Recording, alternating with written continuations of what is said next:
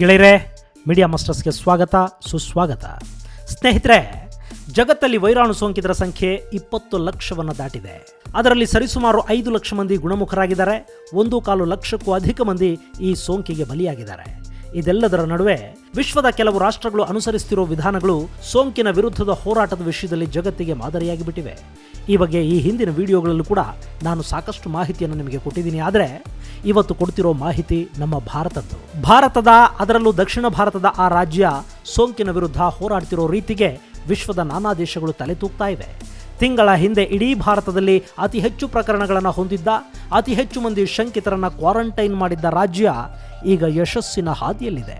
ಸೋಂಕಿನ ಗ್ರಾಫ್ ಅನ್ನು ಇಳಿಮುಖಗೊಳಿಸೋದ್ರಲ್ಲಿ ಅದು ಯಶಸ್ಸನ್ನು ಕೂಡ ಕಂಡಿದೆ. ಹಾಗಾದರೆ ಯಾವುದು ಆ ರಾಜ್ಯ, ಹೇಗದು ಇಡೀ ಭಾರತಕ್ಕೆ ಮಾದರಿಯಾಗ್ತಾ ಇದೆ ಅನ್ನೋದನ್ನ ನೋಡೋಣ ಬನ್ನಿ. ಗೆಳೆಯರೇ, ಇದು ಭಾರತದಲ್ಲಿನ ರಾಜ್ಯವೊಂದರ ಯಶೋಗಾಥೆ. ವಿಶ್ವವನ್ನೇ ನಡುಗಿಸ್ತಿರೋ ಸೋಂಕಿನ ವಿರುದ್ಧ ಸೆಣಸಾಡಿ ಜಯ ಸಾಧಿಸ್ತಿರೋರ ಕಥೆ ಇದು. ಆ ರಾಜ್ಯ ಬೇರಿನ್ಯಾವುದೂ ಅಲ್ಲ, ಅದೇ ದೇವರ ನಾಡು ಕೇರಳ. ನನಗೆ ಗೊತ್ತು, ಕೇರಳ ಅಂತಿದ್ದ ಹಾಗೆ ಒಂದಷ್ಟು ಮಂದಿ ಮೂಗು ಮುರಿತೀರ. ಆದರೆ ಈ ವಿಷಯದಲ್ಲಿ ಕೇರಳದ ಕೆಲಸವನ್ನು ನಾವು ಮೆಚ್ಚಲೇಬೇಕು. ಇಷ್ಟಕ್ಕೂ ಅಲ್ಲಿ ಕೇರಳ ಮಾಡ್ತಿರೋದೇನು, ದೇಶದ ಉಳಿದ ರಾಜ್ಯಗಳಲ್ಲಿ ಕರೋನಾ ಪರಿಸ್ಥಿತಿ ಹೇಗಿದೆ ಅನ್ನೋದನ್ನ ಈ ವರದಿಯಲ್ಲಿ ಸಂಕ್ಷಿಪ್ತವಾಗಿ ನೋಡಿಬಿಡೋಣ ಬನ್ನಿ. ಸ್ನೇಹಿತರೆ, ಭಾರತದಲ್ಲಿ ಇದುವರೆಗೆ 11,933 ಪ್ರಕರಣಗಳು ದಾಖಲಾಗಿದ್ದರೆ ಆ ಪೈಕಿ 1,344 ಜನ ಗುಣಮುಖರಾಗಿದ್ದಾರೆ. ಇದು ನಾನು ಈ ವಿಡಿಯೋ ಮಾಡ್ತಿರೋ ಸಮಯದ ಮಾಹಿತಿ. ಈ ಪೈಕಿ ಮಹಾರಾಷ್ಟ್ರದಲ್ಲಿ ಒಟ್ಟು 2,687 ಮಂದಿ ಸೋಂಕಿತರಿದ್ದರೆ ಆ ಪೈಕಿ 259 ಮಂದಿ ಗುಣಮುಖರಾಗಿದ್ದಾರೆ, 178 ಮಂದಿ ಸಾವಿಗೀಡಾಗಿದ್ದಾರೆ. ಅದನ್ನು ಹೊರತುಪಡಿಸಿದರೆ ದೆಹಲಿಯಲ್ಲಿ ಸೋಂಕಿತರ ಸಂಖ್ಯೆ 1,561, ರಾಜಸ್ಥಾನದಲ್ಲಿ 1,005, ತಮಿಳುನಾಡಲ್ಲಿ 1,204, ಉತ್ತರ ಪ್ರದೇಶದಲ್ಲಿ 735, ಮಧ್ಯಪ್ರದೇಶದಲ್ಲಿ 987, ತೆಲಂಗಾಣದಲ್ಲಿ 647, ಆಂಧ್ರ ಪ್ರದೇಶದಲ್ಲಿ 503, ಕೇರಳದಲ್ಲಿ 387, ಜಮ್ಮು ಕಾಶ್ಮೀರದಲ್ಲಿ 278, ಗುಜರಾತ್ನಲ್ಲಿ 695, ಕರ್ನಾಟಕದಲ್ಲಿ 277 ಪ್ರಕರಣಗಳು ಪತ್ತೆಯಾಗಿವೆ. ಇನ್ನುಳಿದ ರಾಜ್ಯಗಳಲ್ಲಿ ನಮಗಿಂತ ಕಡಿಮೆ ಪ್ರಕರಣಗಳು ವರದಿಯಾಗಿದ್ದು, ಮಹಾರಾಷ್ಟ್ರದಲ್ಲಿ ಅತಿ ಹೆಚ್ಚು ಜನ ಸಾವನ್ನಪ್ಪಿದ್ದಾರೆ. ನಾನಾಗಲೇ ಹೇಳಿದ ಹಾಗೆ ಅಲ್ಲಿ 178 ಮಂದಿ ಇದುವರೆಗೆ ಪ್ರಾಣ ಕಳ್ಕೊಂಡಿದ್ದಾರೆ. ಕರ್ನಾಟಕದಲ್ಲಿ ಇದರ ಪ್ರಮಾಣ 12 ಆಗಿದ್ದರೆ, ರಾಜಸ್ಥಾನ ಮತ್ತು ಕೇರಳಗಳಲ್ಲಿ ಸಾವಿನ ಪ್ರಮಾಣವನ್ನು 3ಕ್ಕೆ ನಿಯಂತ್ರಿಸಲಾಗಿದೆ. ಹಾಗೆಯೇ ಮಹಾರಾಷ್ಟ್ರದಲ್ಲೇ ಸದ್ಯಕ್ಕೆ ಅತಿ ಹೆಚ್ಚು ಜನ ಗುಣಮುಖರಾಗಿದ್ದು ಅವರ ಸಂಖ್ಯೆ 260 ಆಗಿದೆ. ಅದನ್ನು ಬಿಟ್ಟರೆ ರಾಜಸ್ಥಾನದಲ್ಲಿ 150 ಹಾಗೂ ಕೇರಳದಲ್ಲಿ 211 ಮತ್ತು ತೆಲಂಗಾಣದಲ್ಲಿ 120 ಮಂದಿ ಮತ್ತು ಕರ್ನಾಟಕದಲ್ಲಿ 75 ಮಂದಿ ಗುಣಮುಖರಾಗಿದ್ದಾರೆ. ಈ ಮಾಹಿತಿ ನಮ್ಮೆಲ್ಲರಿಗೂ ಒಂದು ವಿಷಯವನ್ನು ಸ್ಪಷ್ಟಪಡಿಸಿದೆ ಅಂತ ಅಂದ್ಕೊಳ್ತಾ ಇದ್ದೀನಿ.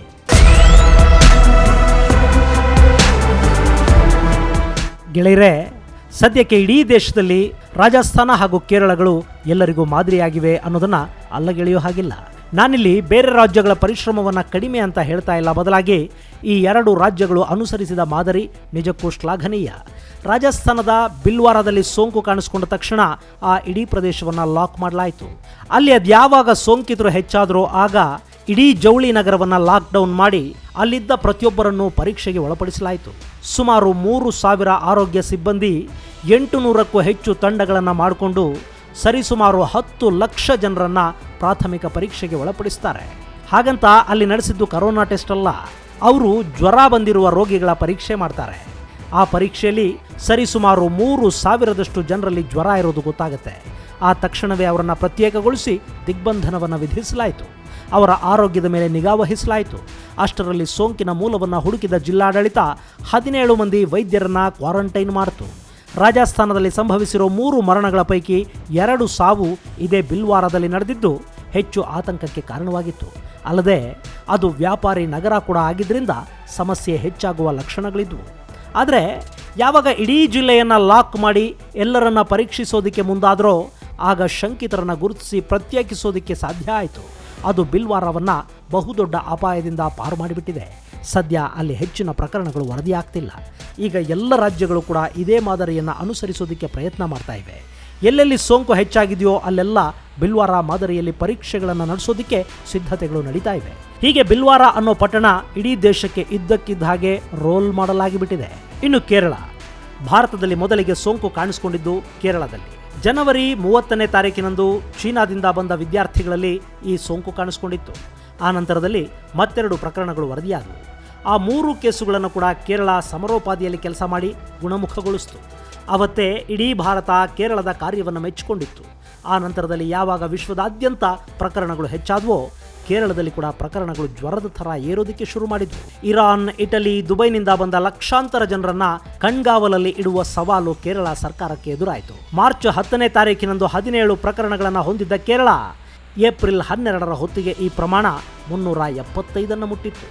ಇದರಲ್ಲಿ 230 ಪ್ರಕರಣಗಳು ಹೊಸ ದೇಶಗಳಿಂದ ಇಲ್ಲಿಗೆ ಬಂದವರಲ್ಲಿ ಕಾಣಿಸಿಕೊಂಡ್ರೆ ಉಳಿದ ಪ್ರಕರಣಗಳು ಅವರ ಪ್ರಾಥಮಿಕ ಕಾಂಟ್ಯಾಕ್ಟ್ನಿಂದ ಆಗಿದ್ವು. ಸದ್ಯಕ್ಕೆ ಕೇರಳದಲ್ಲಿ ಸುಮಾರು 1.25 ಲಕ್ಷ ಶಂಕಿತರನ್ನ ಕ್ವಾರಂಟೈನ್ ಮಾಡಲಾಗಿದ್ದು ಅವರ ಮೇಲೆ ನಿಗಾ ವಹಿಸಲಾಗಿದೆ. ಈ ಹಿಂದೆ ನಿಫಾ ಬಂದಿದ್ದ ಸಂದರ್ಭದಲ್ಲಿ ಅನುಸರಿಸಿದ್ದ ಮಾರ್ಗಸೂಚಿಗಳನ್ನೇ ಮಾನದಂಡವಾಗಿಟ್ಟುಕೊಂಡು ಸರ್ಕಾರ ಕೆಲಸ ಮಾಡ್ತಾ ಇದೆ. ಲಾಸ್ಟ್ ಪಾಯಿಂಟ್ ಕಾಂಟ್ಯಾಕ್ಟ್ ಅನ್ನು ಪತ್ತೆ ಮಾಡಿ ಅವರನ್ನು ಕೂಡ ಕ್ವಾರಂಟೈನ್ನಲ್ಲಿ ಇಡೋದಕ್ಕೆ ಮುಂದಾಗಿದೆ. ಈ ಕಾರ್ಯದಲ್ಲಿ ಸರ್ಕಾರಕ್ಕೆ ಬೇಗ ಫಲಿತಾಂಶ ಸಿಗಲಿಲ್ಲ ನಿಜ, ಆದರೆ ಅವರ ಪ್ರಯತ್ನ ನಿರಂತರವಾಗಿ ನಡೆದ ಫಲವಾಗಿ ದಿನ ಕಳೆದಂತೆ ಕೇರಳದಲ್ಲಿ ಸೋಂಕಿತರ ಸಂಖ್ಯೆ ಕಡಿಮೆಯಾಗ್ತಾ ಬಂದಿದೆ. ಇದರ ನಡುವೆ ಪಟ್ಟಣಂತಿಟ್ಟ ಹಾಗೂ ಕಾಸರಗೋಡು ಕೇರಳಕ್ಕೆ ಹೆಚ್ಚು ತಲೆನೋವನ್ನು ತಂದಿಟ್ಟು ಇಟಲಿಯಿಂದ ಬಂದ ನಾಗರಿಕರಂತೂ ಅವರ ಮನೆಯ ಹಿರಿಯರಿಗೆ ಕೂಡ ಸೋಂಕನ್ನು ಅಂಟಿಸಿದ್ದಲ್ಲದೆ 900ಕ್ಕೂ ಹೆಚ್ಚು ಮಂದಿಯ ಜೊತೆ ಕಾಂಟ್ಯಾಕ್ಟ್ನಲ್ಲಿದ್ದರು. ಅವರೆಲ್ಲರನ್ನ ಗುರುತಿಸಿ ಕ್ವಾರಂಟೈನ್ ಮಾಡಿತ್ತು ಕೇರಳ ಸರ್ಕಾರ. ಇದರ ಜೊತೆಗೆ ಈ ಜಿಲ್ಲೆಗಳಲ್ಲಿ ಸೋಂಕಿತರ ಸಂಖ್ಯೆಗಳು ಕೂಡ ಹೆಚ್ಚಾದವು. ಹಾಗೆಯೇ ಅವರ ಹುಚ್ಚಾಟಗಳು ಕೂಡ ಆರಂಭವಾದವು. ಅಲ್ಲಿನ ಆಸ್ಪತ್ರೆಗಳಿಂದ ಶಂಕಿತರು ತಪ್ಪಿಸಿಕೊಂಡು ಹೊರಗೆ ಓಡಿ ಬಂದ ಪ್ರಕರಣಗಳು ವರದಿಯಾದವು. ಆದರೆ ಅಲ್ಲಿನ ಸರ್ಕಾರ ಪೊಲೀಸರು ಮತ್ತು ಆರೋಗ್ಯ ಅಧಿಕಾರಿಗಳ ಜೊತೆ ಸ್ಥಳೀಯ ಜನಪ್ರತಿನಿಧಿಗಳ ಸಹಕಾರವನ್ನು ಕೂಡ ತಗೊಂಡು ಆ ಎಲ್ಲ ಸಮಸ್ಯೆಗಳನ್ನು ದಿಟ್ಟವಾಗಿ ಎದುರಿಸಿತು. ಮೊದಲಿಗೆ ನಂಬರ್ 1 ಸ್ಥಾನದಲ್ಲಿದ್ದ ಕೇರಳ ಈಗ 10ನೇ ಸ್ಥಾನಕ್ಕೆ ಕುಸಿದಿದೆ. ಸದ್ಯಕ್ಕೆ ದೇಶದಲ್ಲಿ ಗುಣಮುಖರಾಗ್ತಿರೋರ ಸಂಖ್ಯೆ 9%ನಷ್ಟಿದ್ರೆ ಕೇರಳದಲ್ಲಿ ಅದು 24% ಇದೆ.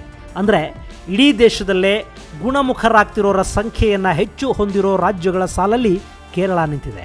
ಇದಲ್ಲದೆ ಸುಮಾರು 5,000 ICU ಬೆಡ್ಗಳನ್ನು ಸೋಂಕಿತರಿಗಾಗಿ ರಿಸರ್ವ್ ಮಾಡಲಾಗಿದ್ದು ಆಸ್ಪತ್ರೆಗಳಲ್ಲಿ 1,20,000 ಹಾಸಿಗೆಗಳನ್ನು ಮೀಸಲಿಡಲಾಗಿದೆ.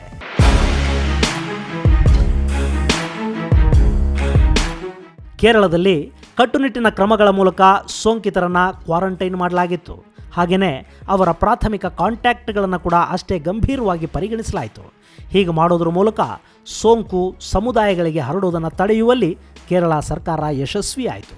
ಇಲ್ಲಿ ಒಂದು ವಿಚಾರವನ್ನು ಎಲ್ಲರೂ ಗಮನಿಸಬೇಕು. ಇಡೀ ಭಾರತದಲ್ಲೇ ಅತಿ ಹೆಚ್ಚು ಜನ ವಿದೇಶಗಳಲ್ಲಿರೋದು ಮತ್ತು ವಿದೇಶಗಳಿಗೆ ಹೋಗೋದು ಕೇರಳದವರೇ. ಇಲ್ಲಿರೋ 3.5 ಕೋಟಿ ಜನರಲ್ಲಿ 50ರಿಂದ 60 ಲಕ್ಷ ಜನ ಕೊಲ್ಲಿ ರಾಷ್ಟ್ರಗಳಲ್ಲಿ, ಮಧ್ಯಪ್ರಾಚ್ಯದಲ್ಲಿ ಹಾಗೂ ಇನ್ನಿತರ ದೇಶಗಳಲ್ಲಿ ಕೆಲಸ ಮಾಡ್ತಾರೆ. ಈ ಪೈಕಿ ಬಹುತೇಕ ಜನ ಕೇರಳಕ್ಕೆ ವಾಪಸ್ ಬಂದಿದ್ರೂ ಕೂಡ ಅಲ್ಲಿನ ಪ್ರಕರಣಗಳ ಸಂಖ್ಯೆ 380 ಆಗಿದೆ. ಸೊ ಇಲ್ಲಿ ಸೋಂಕನ್ನು ನಿಯಂತ್ರಿಸೋದರಲ್ಲಿ ಸರ್ಕಾರ ತೋರಿಸಿದ ಕಾಳಜಿ ಹೆಚ್ಚಿನ ಅಪಾಯ ತಪ್ಪೋ ಹಾಗೆ ಮಾಡಿದೆ. ಇನ್ನು ಕೇರಳದಲ್ಲಿ ಸೋಂಕಿತರಿಗೆ ವಿಶ್ವ ಆರೋಗ್ಯ ಸಂಸ್ಥೆ ಹೇಗೆ ಹೇಳಿದೆಯೋ ಹಾಗೇನೆ ಚಿಕಿತ್ಸೆ ಕೊಡಲಾಗ್ತಾ ಇದೆ. ಆದರೆ ಸೋಂಕಿತರ ಕಾಂಟ್ಯಾಕ್ಟ್ಗೆ ಬಂದವರಿಗೆ ಹಾಗೂ ಶಂಕಿತರಿಗೆ ಕೇರಳ ಆಯುರ್ವೇದದಲ್ಲಿ ಬಳಕೆಯಾಗುವ ಔಷಧಗಳನ್ನು ಕೊಟ್ಟು ಅವರಲ್ಲಿನ ಇಮ್ಯುನಿಟಿ ಪವರನ್ನು ಹೆಚ್ಚು ಮಾಡಲಾಗ್ತಾ ಇದೆ. ವೈದ್ಯರೇ ಹೇಳೋ ಪ್ರಕಾರ ದೇಹದಲ್ಲಿನ ಇಮ್ಯುನಿಟಿ ಎಂಥ ವೈರಾಣುವನ್ನು ಬೇಕಾದರೂ ಕೊಂದು ಹಾಕುತ್ತೆ. ಆದರೆ ಅದು ಕಡಿಮೆಯಾದಾಗ ವೈರಾಣು ಅಟ್ಟಹಾಸವನ್ನು ಮೆರೆಯುತ್ತೆ. ಹೀಗಾಗಿ ಸರ್ಕಾರವೇ ಮುತುವರ್ಜಿ ವಹಿಸಿ ರೋಗ ನಿರೋಧಕ ಶಕ್ತಿ ಹೆಚ್ಚಾಗೋದಕ್ಕೆ ಅವಶ್ಯವಿರುವ ಆಯುರ್ವೇದ ಔಷಧಗಳನ್ನು ಕೊಡುಮಾಡ್ತಾ ಇದೆ. ಇದು ಅಲ್ಲಿನ ಸೋಂಕಿನ ನಿಯಂತ್ರಣಕ್ಕೆ ಸಹಾಯ ಆಗ್ತಾ ಇದೆ. ಅಲ್ಲದೆ ಎಲ್ಲ ಕಡೆಗಳಲ್ಲೂ 14 ದಿನ ಕ್ವಾರಂಟೈನ್ ಅವಧಿಯಾದರೆ ಕೇರಳದಲ್ಲಿ ಪ್ರತಿ ಪ್ರಕರಣವನ್ನು ಗುರುತಿಸಿ ಅವಶ್ಯಕತೆ ಇರುವವರಿಗೆ 28 ದಿನಗಳ ಕಾಲ ಕ್ವಾರಂಟೈನನ್ನು ಹೇಳಲಾಗ್ತಾ ಇದೆ. ಇತ್ತೀಚೆಗೆ ಕೇರಳವನ್ನೇ ಫಾಲೋ ಮಾಡ್ತಾ ಇರೋ ನಮ್ಮ ರಾಜ್ಯದಲ್ಲಿ ಕೂಡ ಕ್ವಾರಂಟೈನ್ ಅವಧಿಯನ್ನು 28 ದಿನಗಳಿಗೆ ವಿಸ್ತರಿಸಿದ್ದಾರೆ ಹಾಗೂ ಅದನ್ನು ಕಟ್ಟುನಿಟ್ಟಾಗಿ ಪಾಲಿಸುವ ಹಾಗೆ ಮಾಡಲಾಗ್ತಾ ಇದೆ. ಹೀಗೆ ಕೇರಳ ದೇಶದಲ್ಲಿ ಯಶಸ್ವಿಯಾಗಿ ಸೋಂಕಿನ ವಿರುದ್ಧ ಹೋರಾಡ್ತಾ ಇದ್ದು ದಿನದಿಂದ ದಿನಕ್ಕೆ ಪತ್ತೆಯಾಗುವ ಹೊಸ ಪ್ರಕರಣಗಳ ಸಂಖ್ಯೆ ಕಡಿಮೆ ಆಗ್ತಾ ಇದೆ. ಹೀಗೆ ಸೋಂಕಿನ ವಿರುದ್ಧದ ಹೋರಾಟದಲ್ಲಿ ಯಶಸ್ಸನ್ನು ಗಳಿಸ್ತಿದ್ರೂ ಕೂಡ ಕೇರಳ ಸರ್ಕಾರ ಮೈಮರೆತು ಕೂತಿಲ್ಲ. ಅವರಲ್ಲೂ ಕೂಡ ಹಲವಾರು ಭಯಗಳಿವೆ. ಸದ್ಯಕ್ಕೆ ವೈದ್ಯರಿಗೆ ಕೊಡ್ತಿರೋ PPE ಕಿಟ್ಟುಗಳು, ಮುಖಗೌಸುಗಳ ಕೊರತೆ ಇಲ್ಲ. ಸರ್ಕಾರ ಮುತುವರ್ಜಿ ವಹಿಸಿ ಎಲ್ಲೆಲ್ಲಿಂದ ಸಾಧ್ಯವೋ ಅಲ್ಲಿಂದ ಇವುಗಳನ್ನು ಈಗಾಗಲೇ ತರಿಸಿಟ್ಟುಕೊಂಡಿದೆ. ಆದರೂ ಮುಂದೇನಾದರೂ ಈ ಸೋಂಕು ಸಮುದಾಯಗಳಿಗೆ ಹರಡಿ ಹೆಚ್ಚು ಸಮಸ್ಯೆ ಉಂಟಾದರೆ ಆಗ ವೈದ್ಯಕೀಯ ಸಲಕರಣೆಗಳ ಕೊರತೆ ಉಂಟಾಗಬಹುದು ಅನ್ನೋದನ್ನು ಈಗಾಗಲೇ ಅಂದಾಜು ಮಾಡಲಾಗಿದೆ. ಈ ಮುನ್ನೆಚ್ಚರಿಕೆಯೇ ಅವರನ್ನು ಈಗ ಮಾದರಿಯಾಗಿ ನಿಲ್ಲಿಸಿರೋದು. ಗೆಳೆಯರೇ, ಇದು ಇಡೀ ದೇಶದಲ್ಲೇ ಈ ಸೋಂಕಿನ ವಿರುದ್ಧ ಅತ್ಯಂತ ಕಟ್ಟುನಿಟ್ಟಾಗಿ ಹೋರಾಟ ಮಾಡ್ತಿರುವ 2 ರಾಜ್ಯಗಳ ಕಥೆ. ನಮ್ಮ ಕರ್ನಾಟಕದಲ್ಲಿ ಕೂಡ ಈಗಿರೋದು ಒಟ್ಟು 277 ಪ್ರಕರಣಗಳು. ಇದರಲ್ಲಿ 75 ಜನ ಗುಣಮುಖರಾಗಿದ್ದಾರೆ, 12 ಜನ ಸಾವನ್ನಪ್ಪಿದ್ದಾರೆ. ನಮ್ಮಲ್ಲಿ ಕೂಡ ಗುಣಮುಖರಾಗ್ತಿರೋವರ ಸಂಖ್ಯೆ ಹೆಚ್ಚಾಗ್ತಾ ಇದೆ. ಆದರೂ ನಮ್ಮಲ್ಲಿ ಮೈಸೂರು ಮತ್ತು ದೆಹಲಿ ಪ್ರಕರಣಗಳು ಸಮಸ್ಯೆಯನ್ನು ಹೆಚ್ಚು ಮಾಡಿವೆ. ಇದನ್ನು ನಿಭಾಯಿಸೋದಕ್ಕೆ ರಾಜ್ಯ ಸರ್ಕಾರ ತೀವ್ರವಾಗಿ ಕೆಲಸ ಮಾಡ್ತಾ ಇದೆ. ಆದರೆ ಸರ್ಕಾರ ಆರ್ಡರ್ ಮಾಡಿರೋ ಪರೀಕ್ಷಾ ಕಿಟ್ಗಳು ಇನ್ನೂ ಬರದೇ ಇರೋದು ನಮ್ಮಲ್ಲಿನ ಹೋರಾಟದ ವೇಗಕ್ಕೆ ಸ್ವಲ್ಪ ಹಿನ್ನಡೆಯನ್ನು ಉಂಟು ಮಾಡಿರೋದು ಸುಳ್ಳಲ್ಲ. ಆದರೂ ಕೂಡ ಯಾರೂ ಎದೆಗುಂದಬೇಕಿಲ್ಲ. ಎಲ್ಲ ಮನೆಯಲ್ಲೇ ಇರೋದ್ರ ಮೂಲಕ ಸೋಂಕಿನ ಚೈನನ್ನು ಕಟ್ ಮಾಡೋಣ. ಅದು ಈ ಹೋರಾಟದಲ್ಲಿ ನಮಗೆ ಯಶಸ್ಸನ್ನು ಕೊಡುತ್ತೆ. ಕೇರಳದಲ್ಲಿ ಕೂಡ ಬ್ರೇಕ್ ದ ಚೈನ್ ಅನ್ನೋ ಕಾನ್ಸೆಪ್ಟ್ನಲ್ಲೇ ಅಲ್ಲಿನ ಸರ್ಕಾರ ಈ ಹೋರಾಟವನ್ನು ತೀವ್ರಗೊಳಿಸಿ ಈಗ ಯಶಸ್ಸನ್ನು ಪಡ್ಕೊಂಡಿರೋದು ಅನ್ನೋದನ್ನು ನಾವು ಮರೆಯೋ ಹಾಗಿಲ್ಲ.